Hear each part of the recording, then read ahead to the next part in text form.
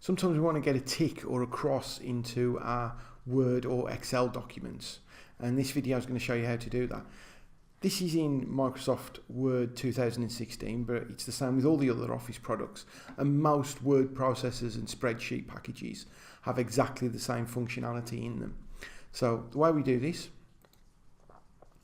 is we go to Insert tab on the top and Symbol. Now, if you're lucky, you may notice that as I've got here a cross and a tick already in place because I've used them recently. This is a list of symbols that you've recently used, and because I've used those recently, it's popped up in that list. If it's there, you can just click on it and the tick will be added. If it's not there, which for most people it won't be, just click on More Symbols.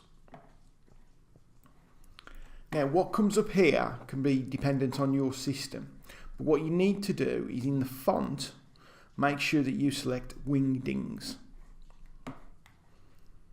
And then if you go to the bottom of that list, you'll find a tick and a cross. Simply click whichever one you want and insert. And then you can close that. Then when you go to your symbol, it will be the last symbol you used and it will be in your recently added symbols. And you can do that with any symbol that you find. So if you wanted to use the telephone and close, when we go to symbol, you'll see the telephone symbol is the first one in the list.